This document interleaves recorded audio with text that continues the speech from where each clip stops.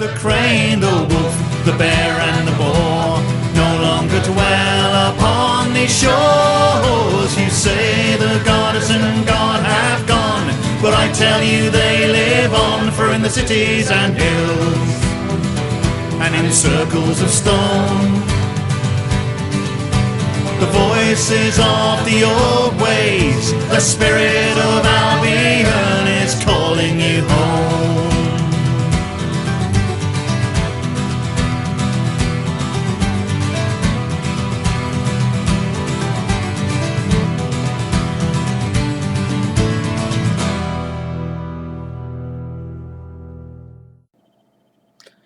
Hello and welcome back to another edition of the British Pantheon. Today we are going to do Goddess Britannia. Goddess Britannia is very popular among the English. Her picture, you've probably seen it a million times and never thought of it, is that of the English flag and song. Her picture's all over the place in statues in England and stuff like that. So Goddess Britannia is who we're going to do. Again, I'm sorry if the pronunciation is wrong, but Goddess Britannia, here is her symbols, here is her titles, alternate names and spellings and symbols. Enjoy.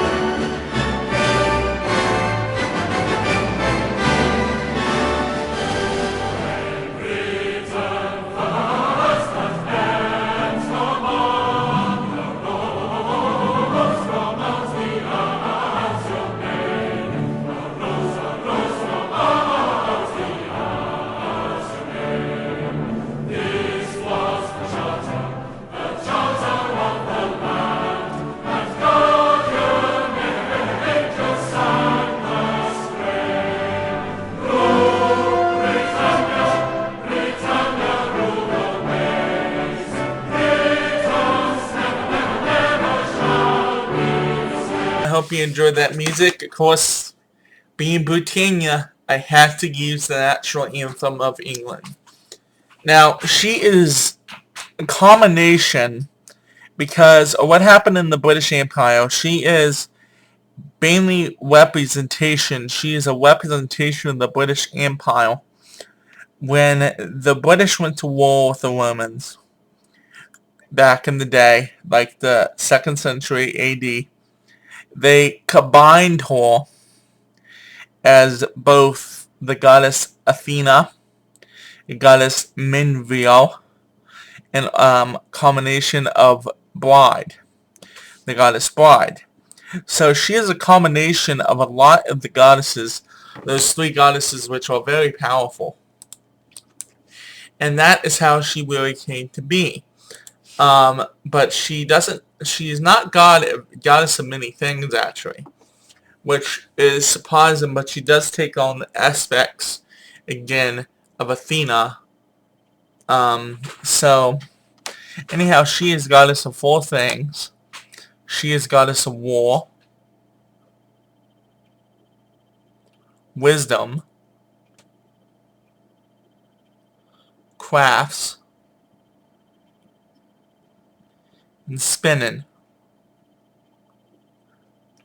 Her sacred animal is a lion.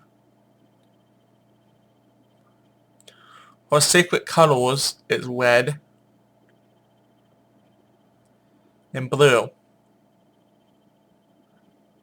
Her elements is fire and water. Her sacred Sabbath is Yule. Her associated planet is Venus. Her representations is the trident, the shield, silver coin,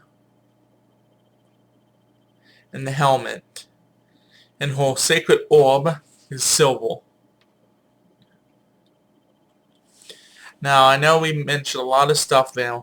There really isn't much on her, though, as that I could find. So she's not really, I mean, what she is goddess of is important.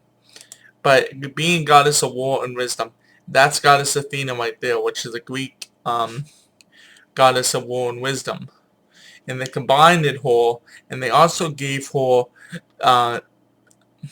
God, I can't think of his name offhand, Poseidon's trident, with the shield, of course, representing Athena, and the helmet she's always wearing. And then the lion is actually, probably is based off of the British flag, which those sacred animals in England, don't get me wrong, my English friends, if I'm wrong, is the unicorn and lion.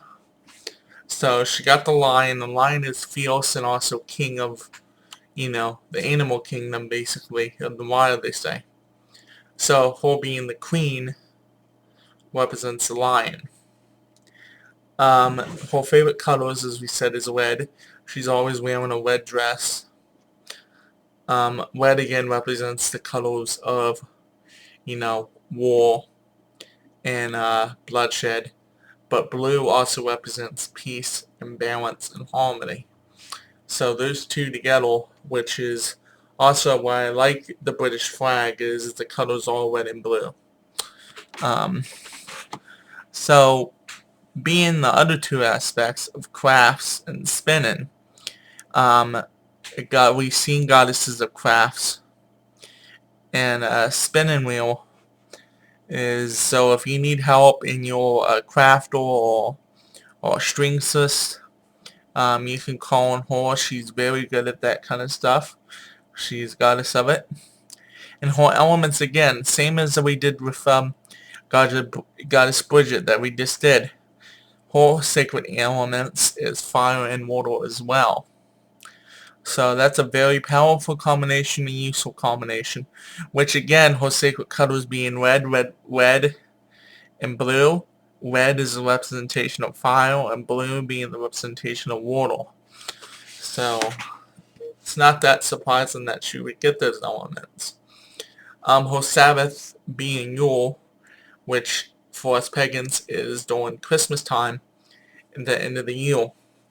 Well, not in all wheel. Halloween, Samhain is actually the new year. But Yule is the bringing of winter, basically. Her associated planet, as we did, was Venus, which that planet is also reserved for goddesses of love.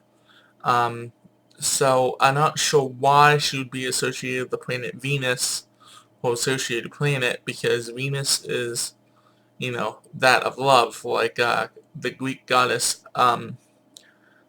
Aphrodite.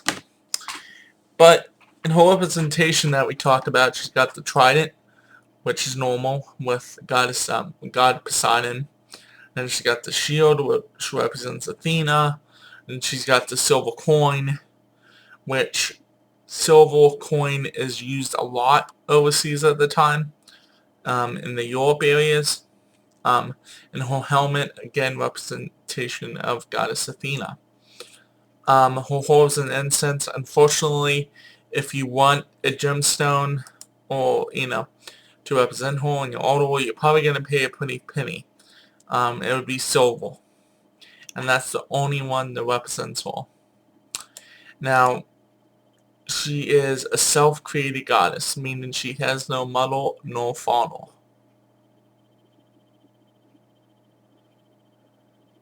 She has no lover or wife or husband. And her children, she had none. she had no children that we know of, that I could find. And being a self-created goddess means that she's very old because she had to have been one of the very first ones, and her being one of the very top pantheon goddesses in the British pantheon makes sense. So she's been around as long as the earth has been around. So in having no wife or lover or husband or successor, and no children, she basically would be a maiden goddess aspect then. So anyhow, our next goddess is Queen of the River Goddesses, and she's quite lengthy in what she's goddess of and stuff.